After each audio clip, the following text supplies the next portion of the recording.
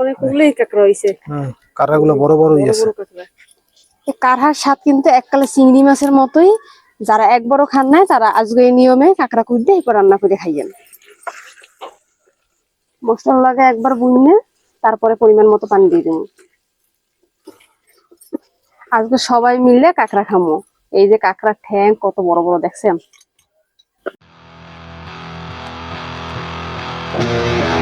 কই গেছো কই? এদিকে আও। এই সাইতুল থেকে গেছিলাম। এই ভালোই অনেকগুলো কাঁকড়া বাজছে আর হলো কয়টা চিংড়ি মাছও বাজছে।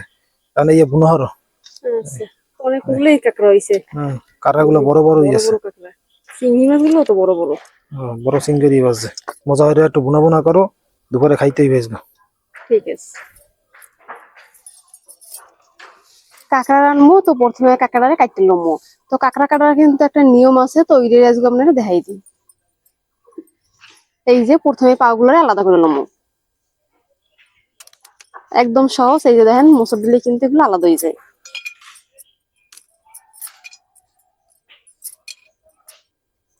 এই যে এই জায়গাটা দিয়ে হাত বাজে টান দিমু, তো নরম জায়গাটা দেখেন উঠতেইছে। এই যে দেখেন খুব সহজেই কিন্তু আলাদা হয়ে যেতেছে।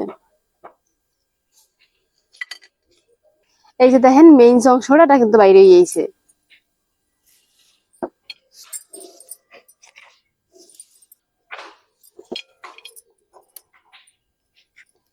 কারহার স্বাদ কিন্তু এককালে চিংড়ি মাছের মতোই। যারা একবারও খান নাই তারা আজকে এই নিয়মে কাঁকড়া কুইটে এরপর রান্না করে খাইয়েন।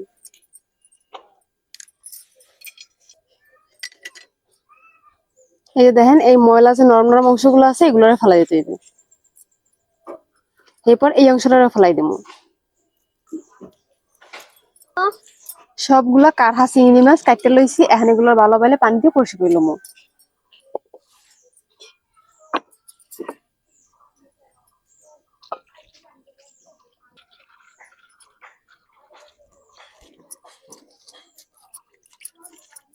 কারহার মধ্যে অনেক ময়লা, একটা লাইটের সাইডে কয়েকবার দিয়ে লমু।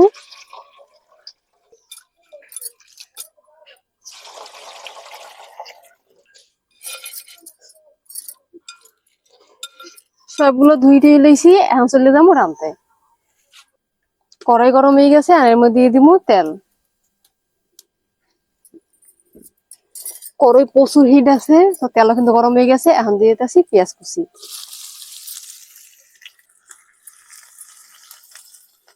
পেঁয়াজটা একটু ভাজি লমু। এই যে দেখেন পেঁয়াজটা নরম হয়ে গেছে, এখন পানি দিব। মরিচের গুঁড়ো দিয়ে দিতেছি। জাল জাল না হলে কিন্তু আর বেশি মজা লাগে না। বেশি পরিমাণে মরিচের গুঁড়ো দিচ্ছি। হলুদের গুঁড়া আর দিয়ে দিব লবণ।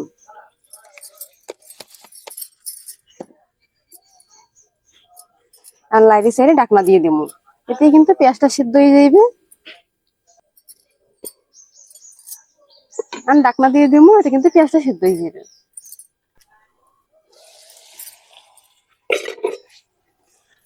এই যে দেখেন পেঁয়াজটা কিন্তু সিদ্ধ হয়ে নরম হয়ে গেছে। আমি চামচ দিয়া আর একটু নরম করে ভেঙে ভেঙে দিব।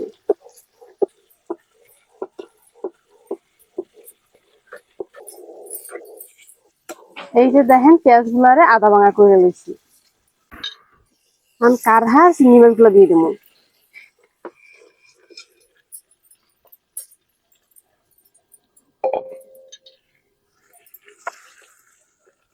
মশলা লাগে একবার বুনে, তারপরে পরিমাণ মতো পানি দিয়ে দেবো।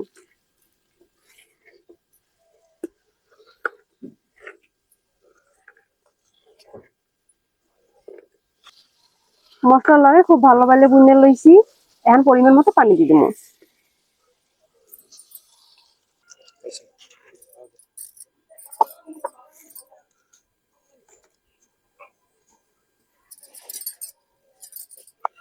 এখন ঢাকনা দিয়ে দিব। বেশিক্ষণ কিন্তু লাগে না এই কাঁঠা চিংড়ি মাছ সেদ্ধ হইতে।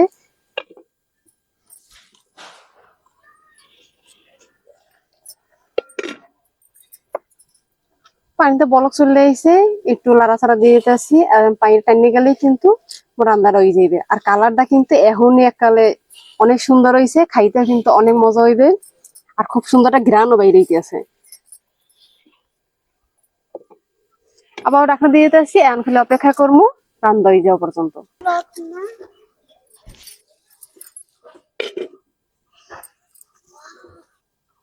কি সুন্দর একটা ঘ্রাণ আইতেছে ঢাকনাটা তোলার পর।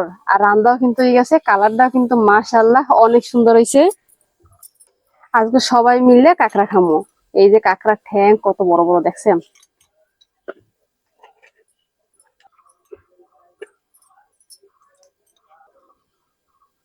আমি বুঝি না মানুষ এত টাকা খরচ করে কে রেস্টুরেন্টে যাই খায়। এই যে দেখেন ঘরে কত সুন্দর করে রান্না করে ফেলাইছি, আর কালারটাও কিন্তু অনেক সুন্দর হয়েছে। দেখেন সবাই মিলে খাইয়ে টেস্ট করে দেখি কেমন হয়েছে।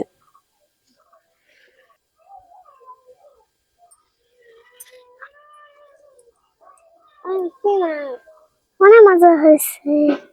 তোমরা রান্না করে খাইও। তো রান্না তো খাইও।